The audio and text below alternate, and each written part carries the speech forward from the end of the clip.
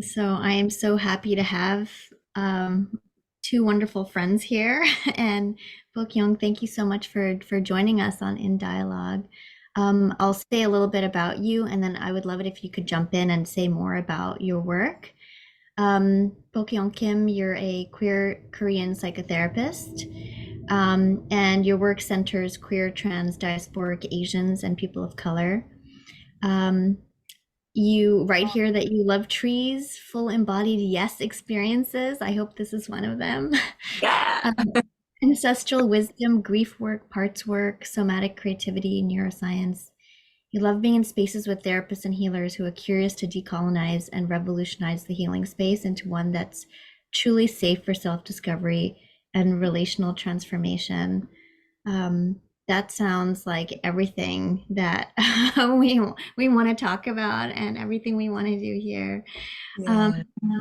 so say a little bit more, or say anything that feels like really relevant for you that wasn't in those lines. Yeah. I think the first thing that comes up is in the context of this conversation. I'm thinking about my identity as a third culture kid, as an international school student who grew up in mostly Southeast Asia as a East Asian. Mm. And also, I'm a daughter and granddaughter of immigrants. And that deeply informs where I am today. Mm. Well, Yeah. Yeah. we play a little bit with this term that you mentioned, third culture. I believe I'm a little bit way older than both of you, so this is a term that's new to me, and probably some people watching, listening would love to learn about what that means. You know, it was one of those things that I don't know, Pokyung, if you knew this already, but I didn't know this about both you and me, but we kind of like discovered this, Yeah. like another like layer maybe of our friendship. And I think I was reading something on your website, and I realized that you have actually you went to school in Singapore and also Hong Kong, right? And abroad. Uh, Thailand, Yeah. Philippines, and Singapore. Thailand, Philippines, and Singapore, and you have gone to American international schools in those places. And for me too, I've had, a lot of travel in my childhood, and I went to an international school, specifically an American international school when I lived in Dhaka, Bangladesh. And so um, people who specifically in their childhoods have lived in a culture that is not the culture where their parents were raised and not the culture where they were born, is how you that's like the roundabout way of describing being third culture. So basically you're raised in a culture that's not your parents' culture, it's not part of your nationality, and you also live in a different environment for most of your childhood or a big part of your childhood. Mm. Yeah, that was so well defined. I even had to look up what is third culture exactly, even though I've identified with it my whole life, because I was like, how is it different from being an immigrant? Um, and that really, I think, really is accurate to Yeah. what you're saying. Can you I explain like how you feel about in ways what ways in which it is different from the immigrant identity? hmm. Yeah, I mean, I can only speak to my experience of I think the sharedness of being with an immigrant experience is growing up outside of my homeland, the homeland of my parents. Um, but this experience of being uprooted multiple times Mm. and knowing I'm only going to be in this place for a couple years maybe is unique to the experience of a third culture kid. Um, and I only know I only know the experience of being third culture and an international school student. So I want to name that because I don't think that encompasses all third culture kids' experiences. And I think being an international school student as a third culture kid is also a very unique experience in itself because there's so much privilege and power that comes with that experience. Um, There's so much to unpack here, and I think that one of my first experiences, like realizing that this was the case, was I cannot wait to talk about this with you, because it is such a unique, it feels like such a unique experience. And I think you're naming it so well that we could talk about so much about our identities and our experiences, but today let's try to talk about the specific experience of being at an American international school, um, and being in a different country and living this life that is, like you said, marked by certain privileges, because you get to be at usually a very good school, and surrounded by those who have uh, their families have arrived there because of a very good job opportunity for the parents.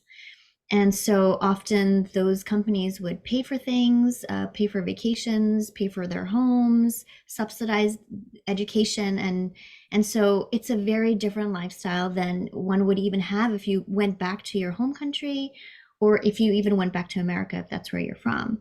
So you have this combination of a lot of personal privilege and wealth that you might not have back home, and you're meeting other people who are in that environment and possibly from other places, but you occupy that space of, either a diplomat or a embassy kid, or a really well-paying job from your parents, and that's why you're there.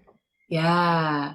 Something else I'll name of the demographics is the kids are also, along with all that you said, like kids of CEOs of Western and American conglomerates, Mm. or like the kids of people who own most of the land in the country.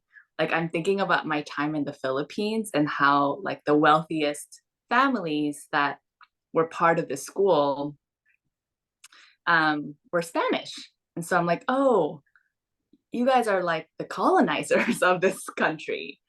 And you Mm. have such a big influence in the school community, and also politically and economically. Um, and that feels important to name Ooh, into my experience. And yeah, it felt like Western imperialism in action. wow. That's amazing, because you have this experience of, it sounds like you had a longer experience in these schools. I remember being there.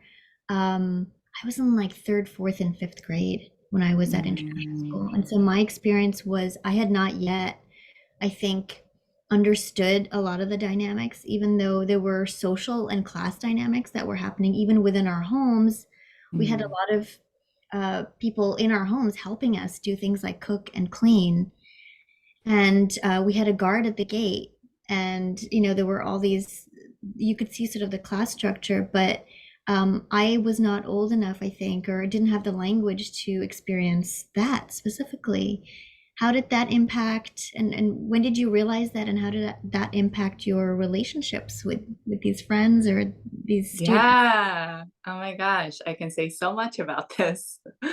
I think so beginning ever since I got the language to understand white supremacy and patriarchy and heterosexism, I see really clearly how early those experiences of how like the personal is political started.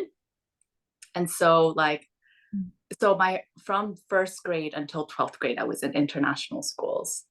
And what I saw play out interpersonally was racism and sexism and ableism and class shame or classism. And I look back at my individual experiences. I experienced actually a lot of racism and sexism as an Asian kid, because many of my peers, especially the ones that had more influence or power socially, were white or had proximity to whiteness. Mm. And so I really wanted to be like them. And that experience also really informed the trauma responses I had as a result of being in that context. And so, like, whether it's my eating disorder as a young person in high school, or getting eyelid surgery in high school because I got made fun of for the size of my eyes for most of my childhood by my white peers in Asia. And Yeah. so it's a Hmm. very wild experience. Yeah. Yeah. Were to contrast that or compare that experience to what it's like to be, in America, um, do you, does it have a different flavor? Is it, you know, does it take the same shape and form? I think it takes the same shape and form, but it's maybe more nuanced. I don't know if it's more nuanced, but my perspective um, is nuanced in understanding my experience as an international school kid because I got to really understand the relativity of privilege and power and intersectionality because while I was coming to understand my experiences of oppression and marginalization, after I graduated and had language to understand my childhood, I also got to understand the privilege and power I held, specifically as an East Asian growing up in Southeast Asia, right? Like, I am part of gentrifying these local spaces. I am part of like hiring people who are indigenous to the land as help in our homes. Um, and also part of like perpetuating the class divide between like these expats or third culture kids. I don't know why I did that. expats, expats, third culture kids, and like local communities. Yeah. Um, I'm struck by a memory of how high our gates were, and I remember that we would go to each other's embassies, and I was there for the UN, not for an embassy specifically from any one country. So, to your point about proximity with whiteness and especially American culture, I remember that the American club, like getting an invitation to go to the American club, was it was just the best place to be. And I remember um, how the walls of the embassy were so high, and there was like a pool and a playground and a place to order pizza and burgers, and that's where people would hang out, and you kind of would talk about which embassy you're going to that weekend and where you're going to be hanging out. Is it the Swedish embassy, or. And so um, in terms of, you're talking about the ranking and even the social sort of hierarchies there was a sense of, well, who's American?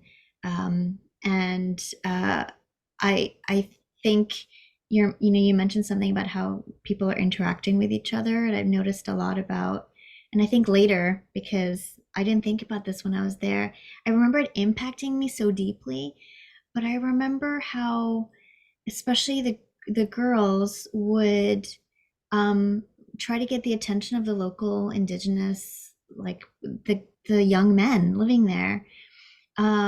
And I remember having this like there was like a very hypersexual experience being there and watching these young kids. And then I had the experience of coming to America around sixth, seventh grade. And so seeing that juxtaposition of we lived in such a hyper, like that school and the dating practices and the way that the kids almost were grown up before their time. If you had asked me then how old they were, I would have said 25, not 12. But yeah, they were engaging in these like very hypersexual behaviors, and I'm sure there was a lot of sex and a lot of drugs at that age. And when I came here, I think that I was surprised to find that the kids they seemed younger.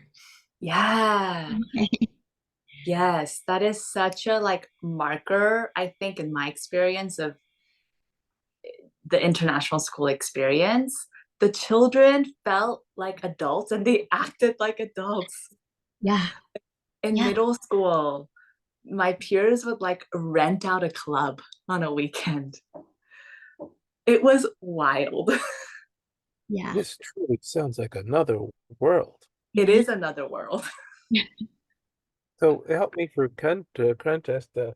Uh, I'm the son of Haitian immigrants who was born and raised in New York, and often sent off to within the borough of New York, which is very segregated, the top schools or elite schools. To me, it always felt like I was being shipped off to some culture. I went to school Mm. with Italian and Irish students in a Catholic school. At the time, it was the top-rated Catholic school in the city.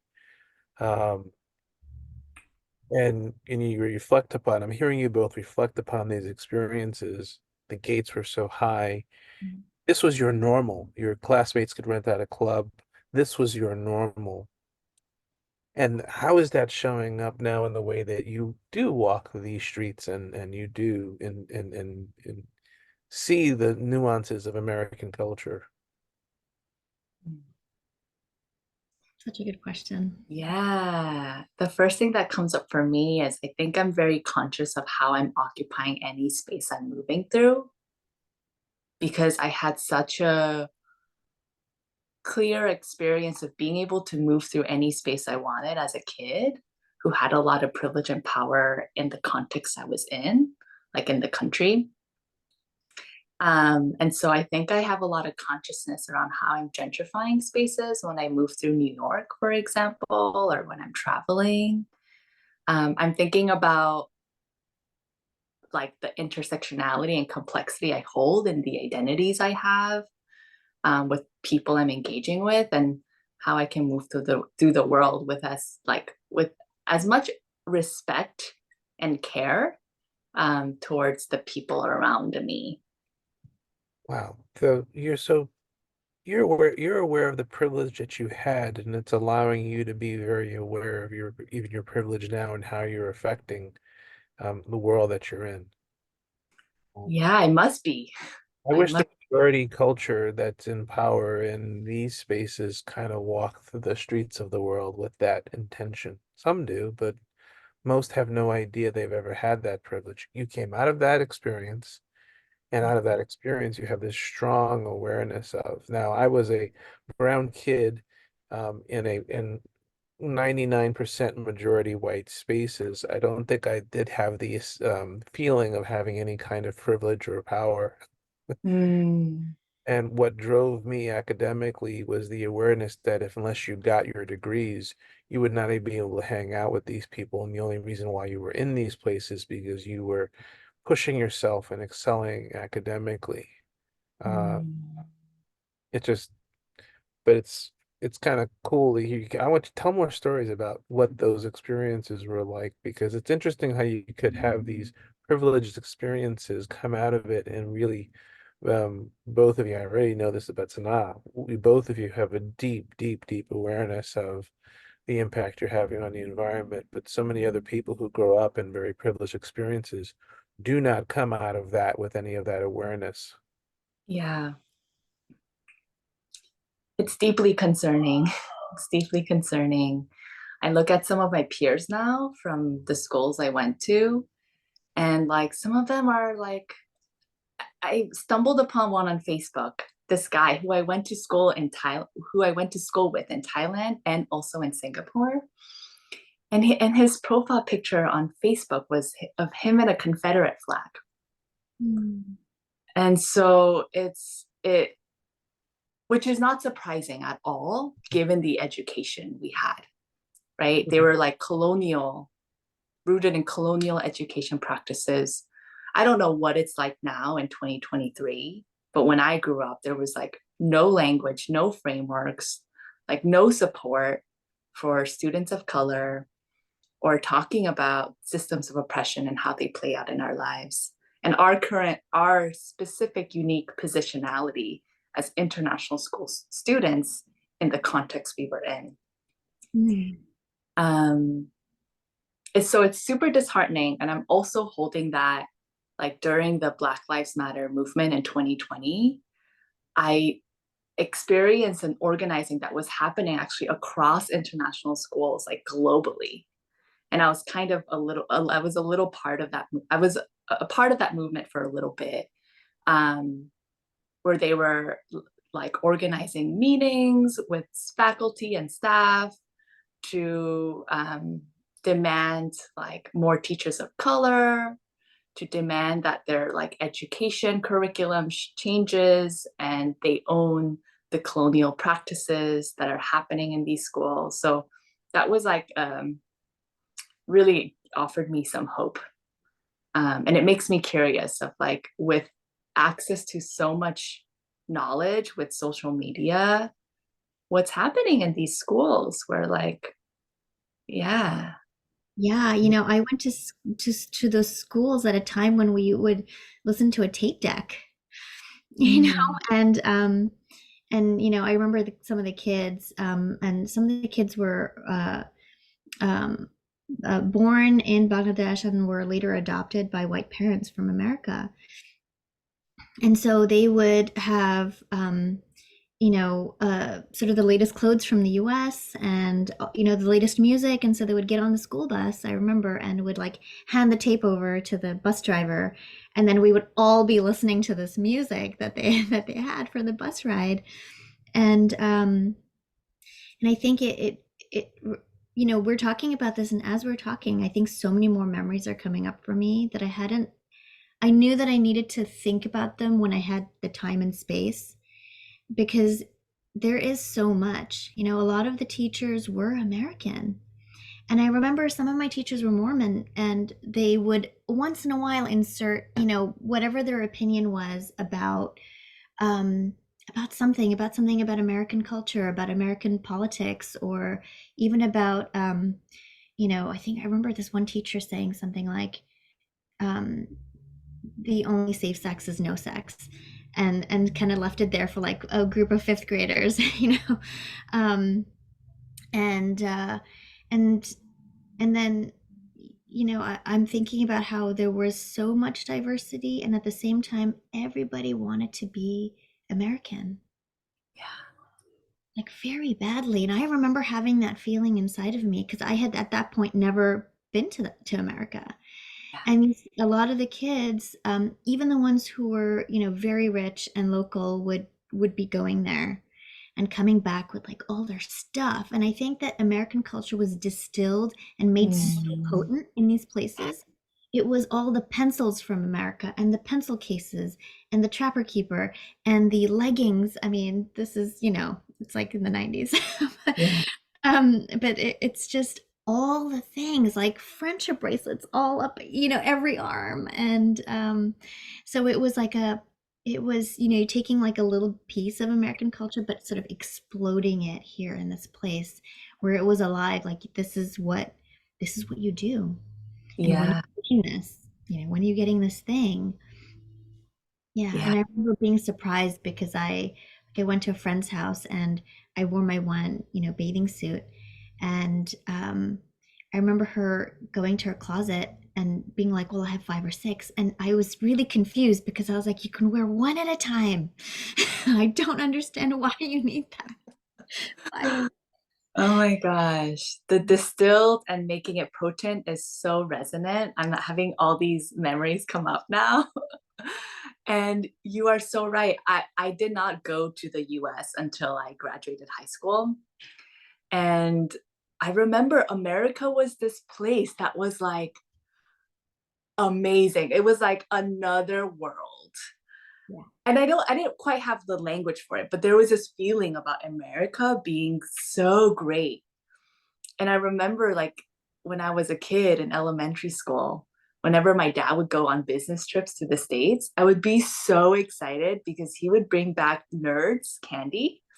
And I would be like at the playground, like having everyone line up and be like, I have Nerds, and like giving them to the kids. But yeah, there was this obsession almost with like being American. I'm actually not quite knowing what that is. Mm-mm. That's right. This reminds me of though, as a person who's just always been in America, of how our opinions and attitudes about other places is you're very curated. And whatever we understand about other places, it's very curated and a narrow distillation of whatever it is.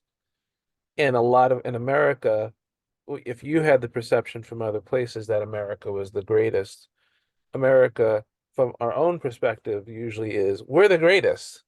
And so we've probably got a wider range of candies and aspects of our culture that we're imbibing in. It's less narrow than what a foreigner or somebody someplace else would be getting, thinking that America is just Baywatch or something like that.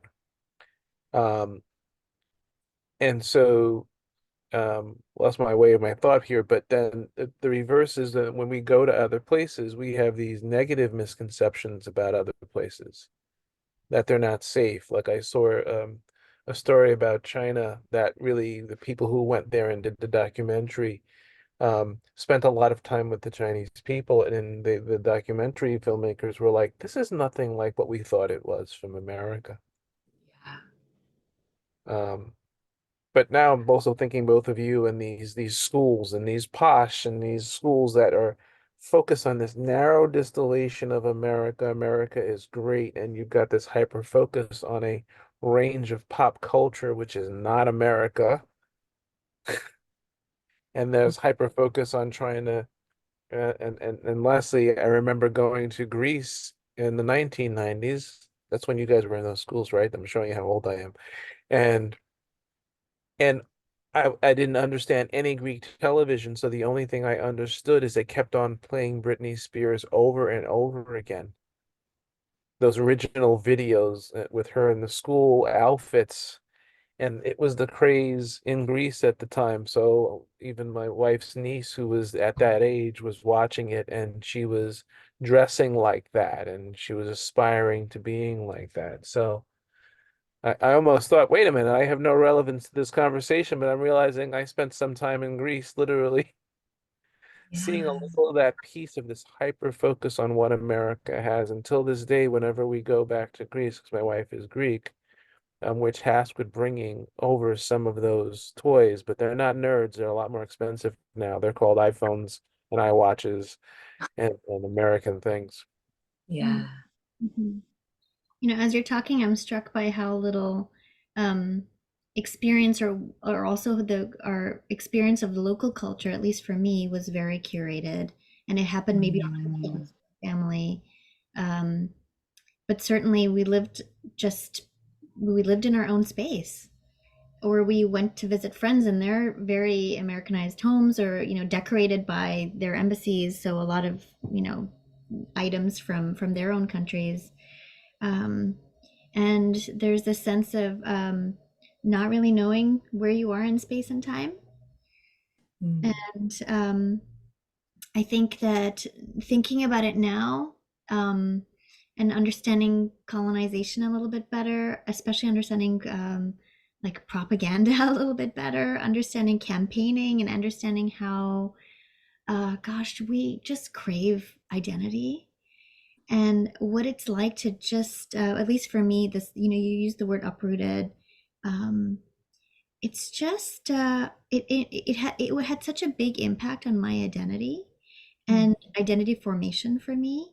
Um, Mm. it took a long time for me to figure out who I was, because while I lived in all these countries, I would have to tell a story instead of saying who I was. And I wished I was a kid who could be like, I'm from New York, or I'm from Philadelphia. Like they would just say, I'm from the US. And they would have this one place that they were from, and I would have to tell a story, and other kids did too, right? I'm from here, but I lived here and lived here. Where did you go last? Where were you before you came here? Where are you going next? Um, and when I came to the US, that was the first time I was able to say, and I loved it. I loved being able to say I'm from New York, because it didn't ignore my multicultural identity, but it helped me to just have this like one very easy identity, and I didn't need to be all these other things all the Mm. time, or discover or rediscover and be uprooted. I'm curious to know, when or how did your identity change or transform? Do you feel more rooted? Do you Mm. still uprooted all the time as you Mm. continue to discover your identity? And of course, all of that, and like how it impacts who you work with now. Yeah. When I heard you share, my insides were going, oh my God, same. I have that experience of um, maybe some pain around being asked, like, where are you from growing up? And, ooh, can you say your question one more time? There was so much coming up that I went blank. I'm curious to know if you still have that sense of uprootedness somewhere inside of you, or do Mm, you feel more rooted now yeah. at this point in your life? Or is it that you're kind of enjoying that sense of I can actually be who I want to be, informed by that Mm, experience? yeah. And then, of course, how does that impact who you Yeah. see and what happens? Yeah. Yeah. This conversation is feeling precious right now in my body because I've done a lot of distancing from my experience as a third culture kid and growing up in international schools in that context, because it felt like no one really would understand it here in my current context. I don't really have anyone to share it with. And so I've been really claiming, oh, I'm from New York. And actually that's felt really good. I've been here for the last 11 years, and like it's the place I've lived the longest. It's the place I found myself. But I don't think I could have found myself without that experience of being a third culture kid, because the lens I have to understand that experience is one that's really political. My experiences with oppression and marginalization and the privilege I had was so strongly shaped how I understood myself as a young adult when I went into college. And I became obsessed with prison abolition work in college once I learned about white supremacy and patriarchy. And I was like, oh my God, what the F? What kind of world is this? And I entered social work school as a result of feeling so connected to my early life experiences through a political lens and understanding the reality we lived in collectively. And I went to social work school to disrupt the way carceral systems were running as they were. And so I've worked in school systems and against the child welfare system and the criminal injustice system. And in that role as a social worker, I was so burnt out and traumatized and hopeless, and realized there was a big dearth. I was feeling a felt sense of dearth of skills of how to support people who are being oppressed, and like violated and traumatized within these systems. And realized what I needed was like solid clinical skills and wanting to actually cultivate healing spaces. And so that brought me into the therapy world. Um, yeah. Yeah.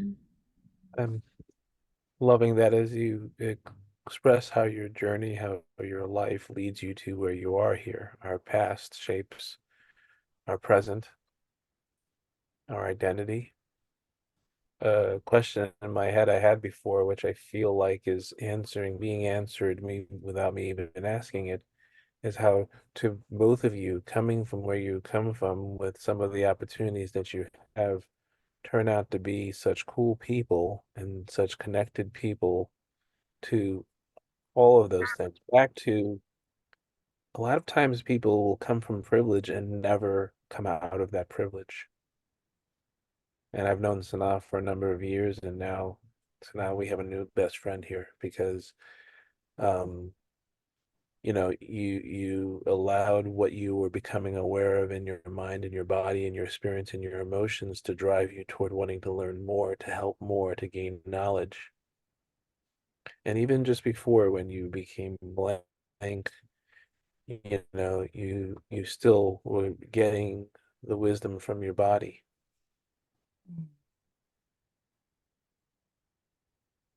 That's that's pretty cool. Not just pretty cool stuff, but that's how we are, how we move as healers. We get the intuition not just from our intellect. That fails us sometimes. We go blank, but then when we listen to our body and our deeper wisdom, Yeah. Thank you for reflecting that. Mm. how we roll here. Mm.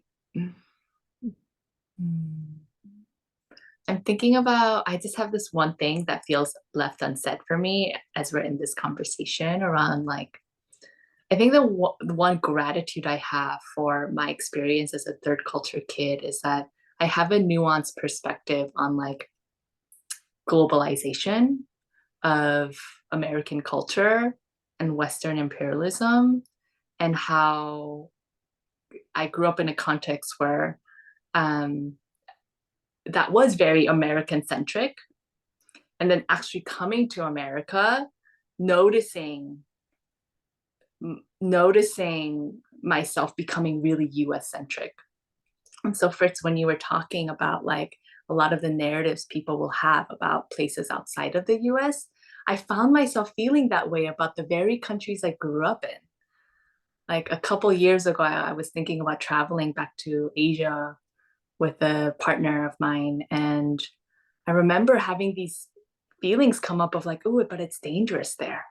Mm. Where is this coming from? And it just, it's really, I think it really speaks to the water we're living in. It's everywhere.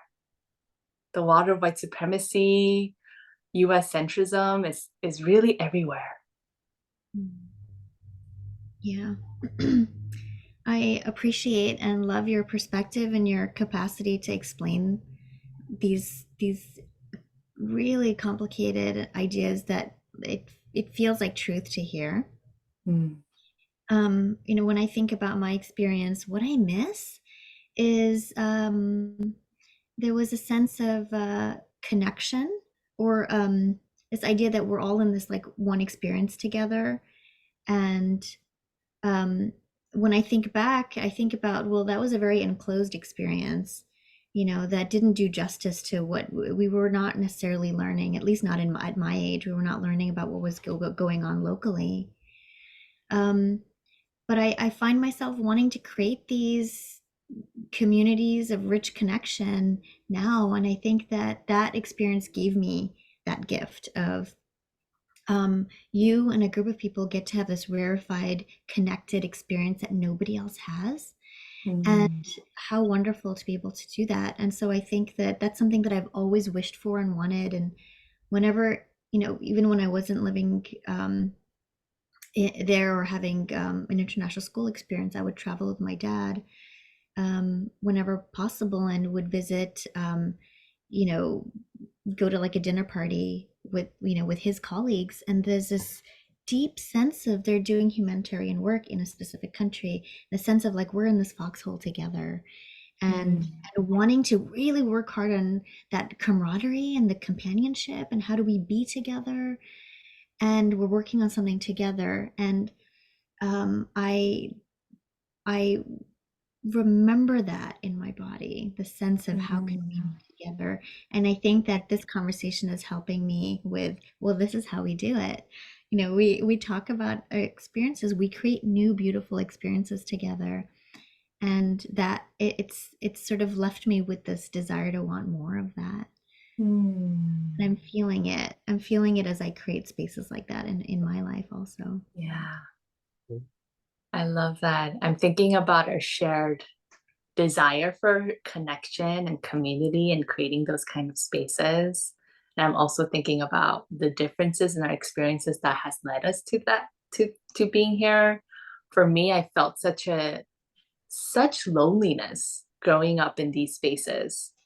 Like I grew up in a very specific context and community, but I Mhm. didn't feel any sense of community. I had no mentorship. All my teachers were white. I could not connect with them. I felt like I was being seen in a very particular light by them. Um, and yeah, with the uprooting that happened, like I did not have any stability in terms of like social stability. And so I think that has really like instilled a deep longing in me to find community and be in good friendships, you know? Yes, same. I think when I say community, I also feel the same, that there was a deep loneliness of not being in one place for 20 years. Yeah.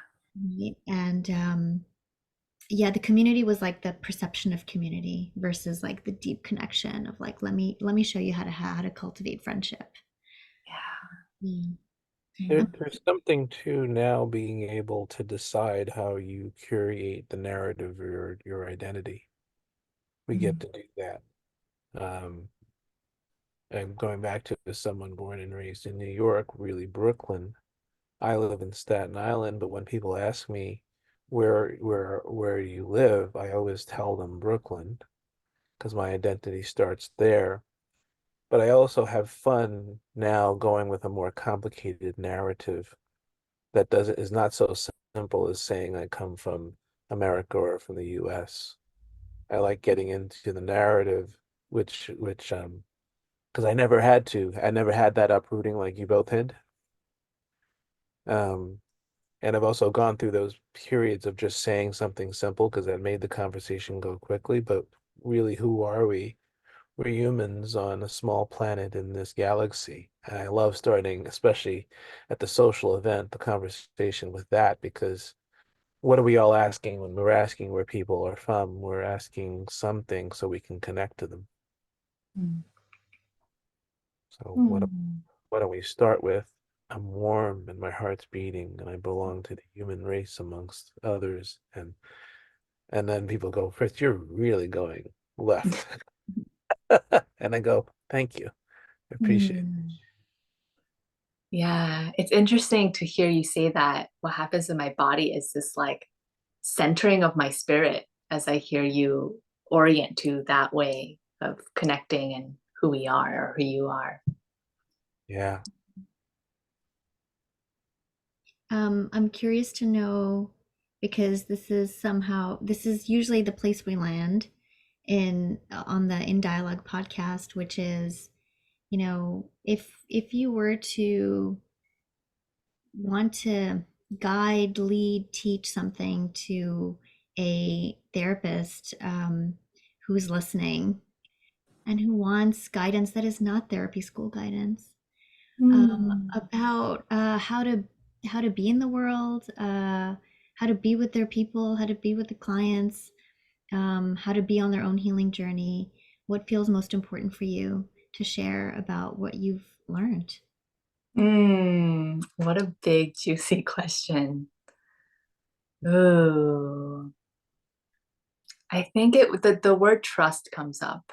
Mm. This is something I've been learning. I know this is part of our training, Sana, of trusting client system, trusting your system. And I think like continuing to return to that, especially when my body is having a threat response of either like, oh my God, this client, this is a hard moment and I want them to be somewhere else they're not. Or some stuff around performance anxiety or not good enough gets stirred up for me. I think returning to the sense of like trusting whatever is happening is ought to be happening for them. And how can I greet myself with a lot of compassion and sweetness? And so I think that embodies trust for me, both like this and both here. Mm. Um, yeah, trust feels like at the core of this work. Yeah. How would you invite someone who wants to do that to start exploring how to trust, um, when they feel like, oh, I need more skills in therapy to be able to trust myself, or I don't know how to trust my clients, or I don't know how to start doing that? What is like a small way Yeah. to start doing that and to not, we talked about colonization. It feels kind of like very radical to hold space in your practice. We talk about decolonizing practices where we're not being overpowering to our clients, right? That we're on equal footing. How do we start to trust there in that space? Yeah. The words, of course, comes up for me. Sometimes when I have hard days as a therapist, I'll journal after, and every sentence starts with, of course. Of course, this is really hard. Of course, your client is feeling this way. Of course, you're frustrated. Of course, this, of course, that. Yeah. And I think that helps me access some sense of like, some felt sense of understanding of what's happening. And what I know is that compassion and, of course, language is like neurobiologically really soothing for us. Yeah. Yeah. And so I don't think we can have enough of courseness. Hmm. Yeah. Of course, you will struggle with this. Hmm. Yeah. Wow, that's a meditation, Mm.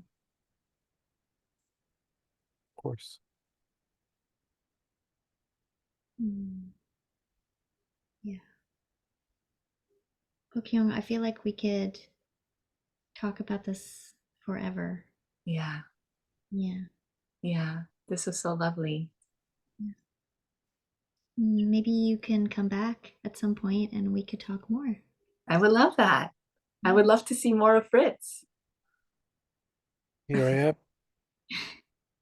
And I don't, and there was an aspect of this time together that reminded me of all the times in my life where I felt alone.